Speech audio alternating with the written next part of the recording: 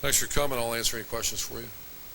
Open up front row, Bill. Urban, now that you've had a chance to study Alabama a little bit, what do you think of the matchup? How do you think you match up?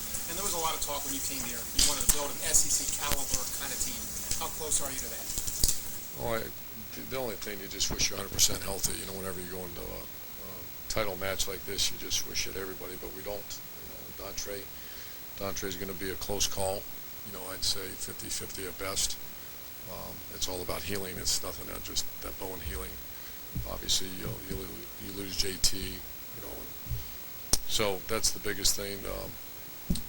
Is making sure that we're, on point mentally and physically, but also you just got to keep you guys healthy. We can't lose another player. You know, it's amazing the amount of season end. You know, the Marshawn Lattimores of the world, the Evan Lyles of the world. There's just a bunch of there. I think there's 10 season-ending injuries that are young players, but that's special teams, that's depth at corner, that's depth in the offensive line. Those are all areas that we have to keep pushing. They're a great team, obviously number one team in America. When you watch video, there's not much difference than the other Alabama teams we've studied. Very physical. They have the depth. They roll about 8 to 10 guys in the defensive line, and it's hard to tell one from the other. They're well coached, hand placement, and obviously they're just big guys, big run stoppers up front, and obviously very, very good defense. The little bit of difference, but it's really not. They used to have Julio Jones when we played him before, and they have number 9, Cooper, and he's tremendous. And when you focus on him, there's 2 other ones that are really good. One that's got our defense really concerned. Special teams, extremely solid group, and so I think it's it's going to be an excellent opportunity for us. Do you feel like this is a team that can compete with that kind Absolutely. After week 3, probably not. I thought at some point we're building one. I made the comment, I thought it was a year away. You just start watching these young players saying, boy, I can't wait to get a year in a weight room with them and get their bodies. Darren Lee, I thought was still a year away. And there's a multitude of other players. Our 2 safeties, sophomores, will all be back. The future's bright. Good young players in the program. I think we had 6 or 7 freshman All-Americans. I think Jerry told me, and I'm not sure if any other team had close to that. So it's a good young team that matured. You have a situation like what Tom Herman is dealing with now. How will he manage this time? You went through this. Looks like someone hit me with a bat when he's walking around here. A good bat, though. There's bad bats, and there's a lot going on in college football with bad bats. He's a pro. I really admire the way, we had a good conversation this morning, and he didn't initiate it. I did. Help us, and how can I help you? Where are you at? And he's, I got a team meeting tomorrow, and had that frazzled look that we've all seen. So he's really handling it well. He loves Ohio State. He's very appreciative of Ohio State. It's all good. It's all good. And took a chance on Tom. That's what people don't realize. I'm sure some of you, I can't remember, but I got the question, who's Tom Herman? We're bringing Iowa State's offense to Ohio State. And what his recommendation and what people told me about him was correct. It started with Chip Kelly and then some other very close friends that said, look at this guy. And I talked to him several times. His interview was off the charts. And he's been a really instrumental member of our staff. Does it help you that you've actually been in this situation before? Yeah, with Coach Mullen and Coach Strong, a bunch of them. I'm trying to think who else. I think Mike Sanford. I think there's some other ones that, and the whole key is be a pro. Dan Mullen is a pro. And we won a national championship because of his, partially because of his efforts. And we'll be ready to go. I'm not concerned about Tom at all. Second row, Bill. David? Urban, this is a little offbeat, but I think you and Coach Saban have kind of shared the anecdote from you as a hungry young linebacker or a coach at Illinois State, and you called him at University of Toledo for an opening. What do you remember about talking to? I didn't get it. That's what I remember. His wife was tremendous, and I thought I'm a recruiter, so I'd find out the decision maker. And I did. I was a long time.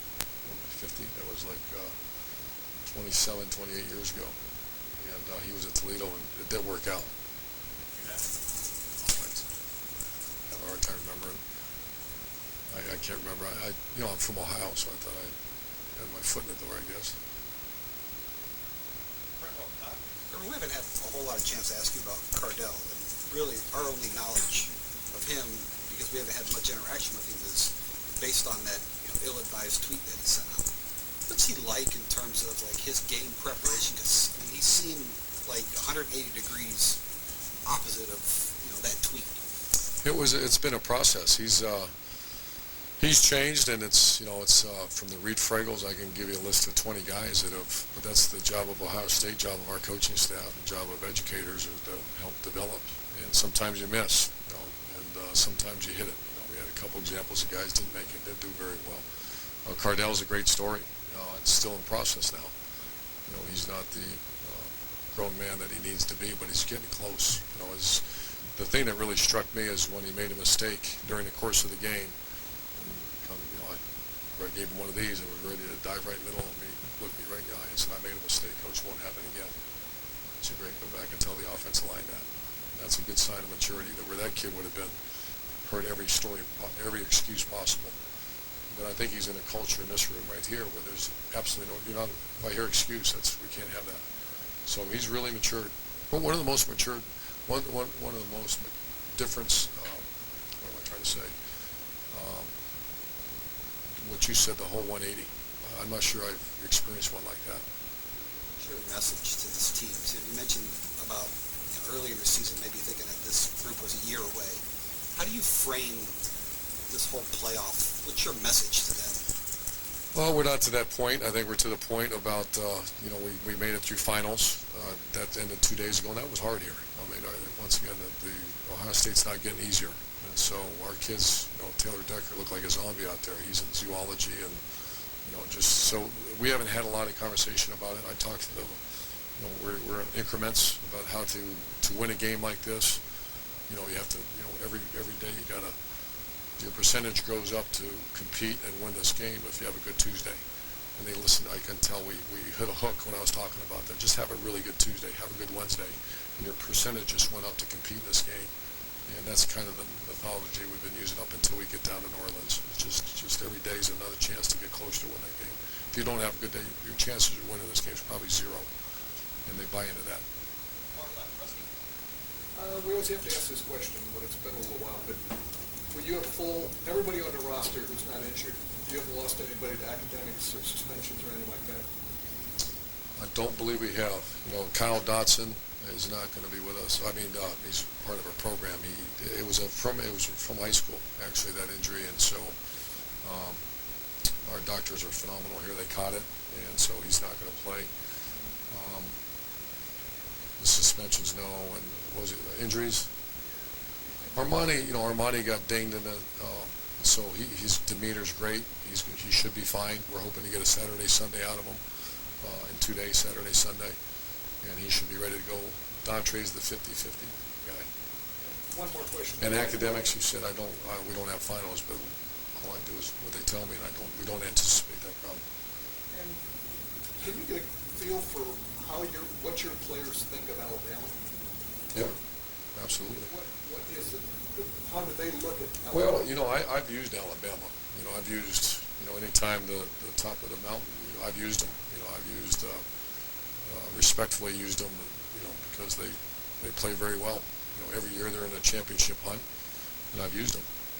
And so there's a lot of respect for University of Alabama and their athletes.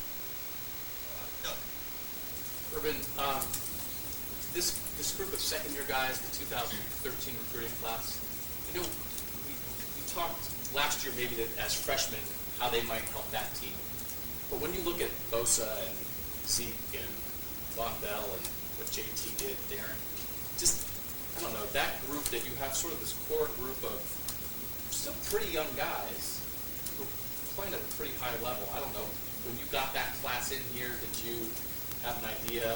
Yeah, we felt really, really good about that class. And now that you say, I haven't really thought about it, but you're saying those names, those are all program changer guys. So, yeah, I mean, I'd have to look at the class to see it, which I'll probably do now that you got me thinking, but that's a heck of a class.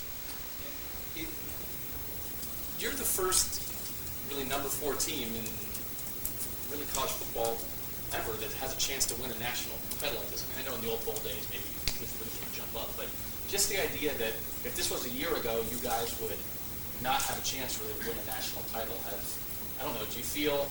There's part of me, because I've been asked about that. In 2004, we had the Utah team that finished fourth. And that Utah team on any given day, so it's more inclusion. I think the more I think about it, I would love to have this in 2004 and take that group of players and take a swing as hard as you can, and who knows what happens. So the more I think about it, it's ridiculously tough on our players' families, which still everybody's going to get tired of saying it until someone does something about it, because that is real. When you take them to a championship game, which is great for our conference and great for coaches and great for everybody, but the families still got to get in cars and hotel rooms and all that.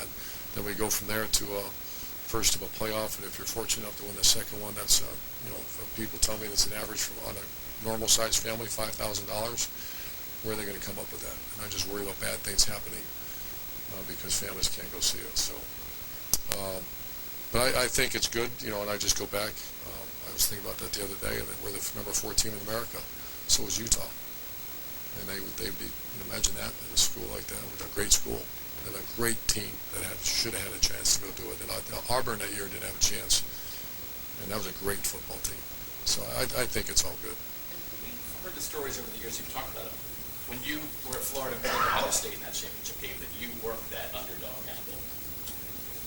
You're number 4 Big. playing number 1. We're not there yet. I don't know. We'll see what kind of team we got. But yeah, that was over the top. Big. Anything unique about playing in the college football playoff that differs from a bowl game? Well, it's completely different. It's not. You don't even. That's one of the negatives of it. You just worry about. You don't even think about the bowl. It's a Sugar Bowl. Sugar Bowl is one of the great bowls in college football history, and it's all college football playoffs. So it's going to be interesting how that evolves over the years here. But it is, and it's real. I love bowl games. I think it's a playoff game. Consulted with anyone with playoff experience, either at the FCS or... No, just trying to get the guys ready to go. In terms of finding a replacement for Tom Herman, you'll hear athletic directors say they have a short list of candidates if they're looking for a head coach, if they need to look for a head coach. Do you keep a short list of candidates for offensive coordinator? And I'm sure that's probably a bridge you're going to cross after the playoffs. But Well, I'm crossing it now, Okay. because you don't want to lose someone because there's a lot of activity right now. That's the unfortunate thing, but this is a big hire. This is huge. The good thing I've had, Coach Warner, that's, I'm not going to release anything, but I got plans. I just want to keep evaluating the next couple weeks. And, but I have short lists all over the place, for each position and strength coaches and everybody. There's another whole different game.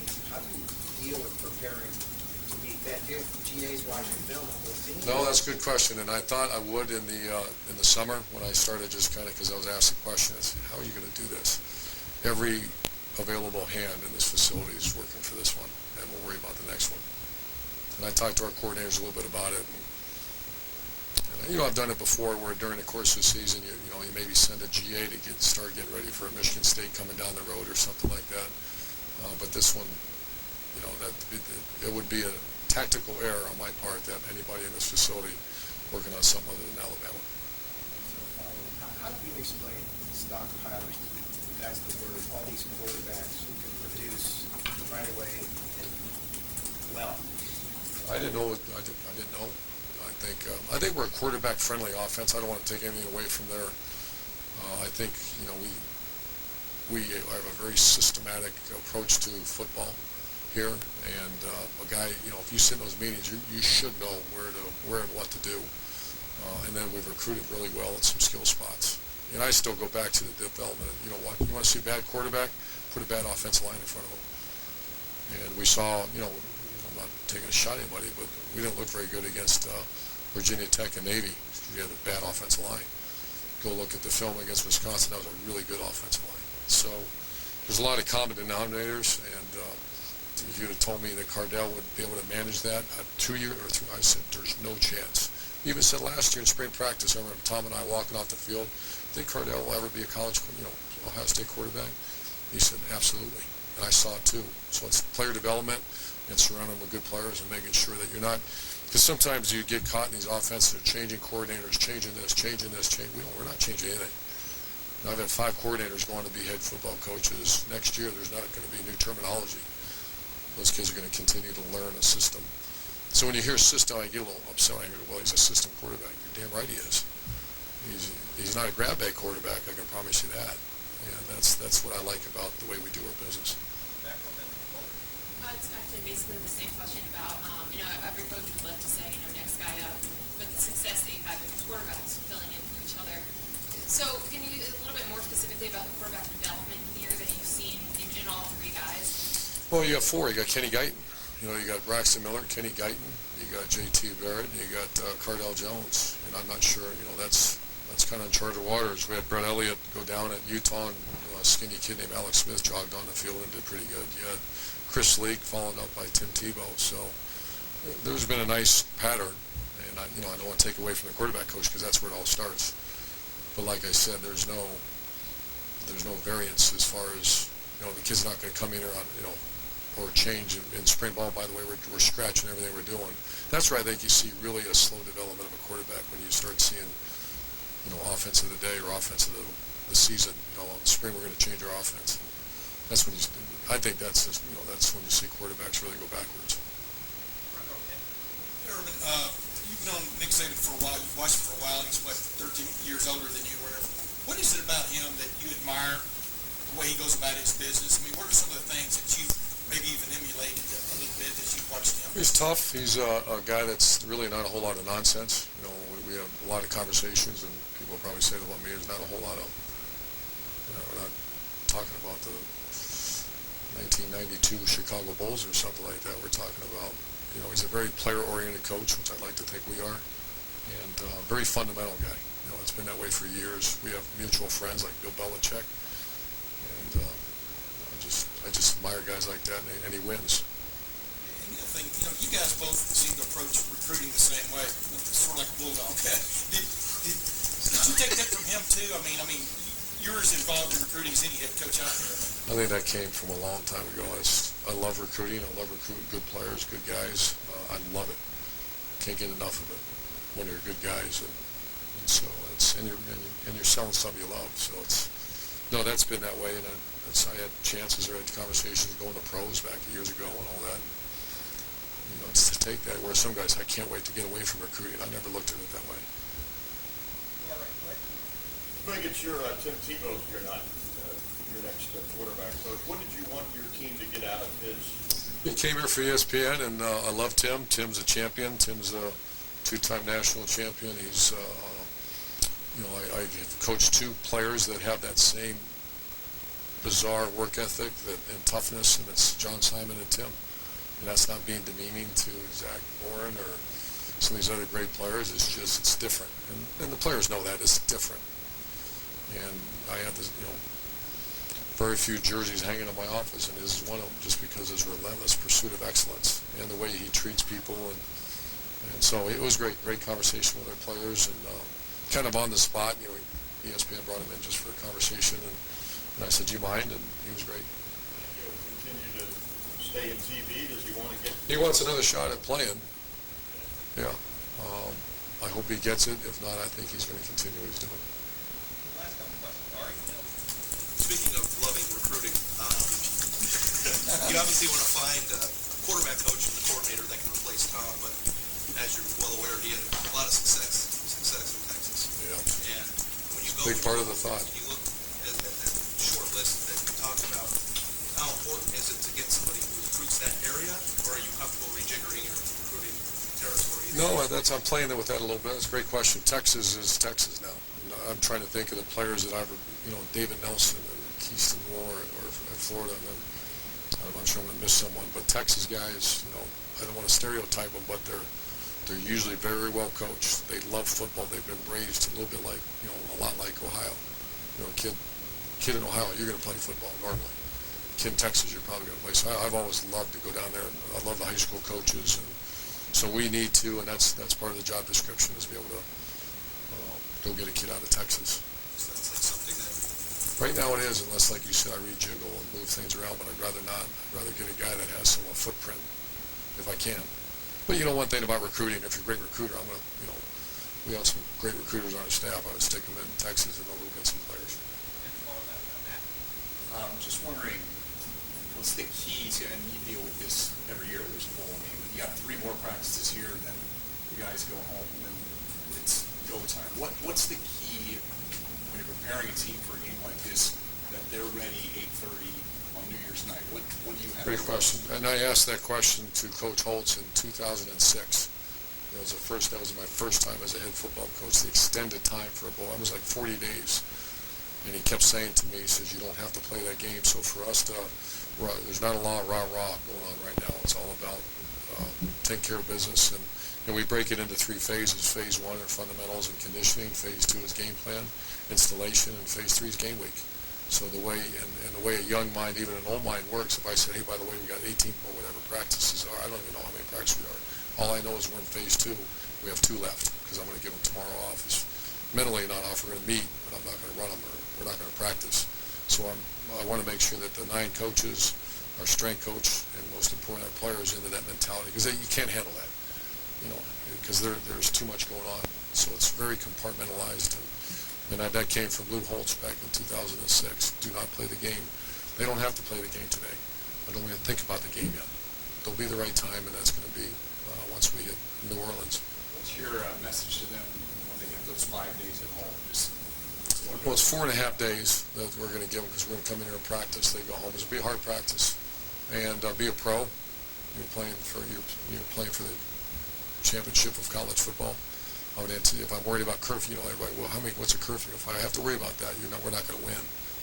And there's too much investment around here. So the message would be, hit your body weights, be in good shape. I don't expect you to run and all that, but be mentally and physically in the right frame of mind when you get back, and be ready to go. I anticipate they will.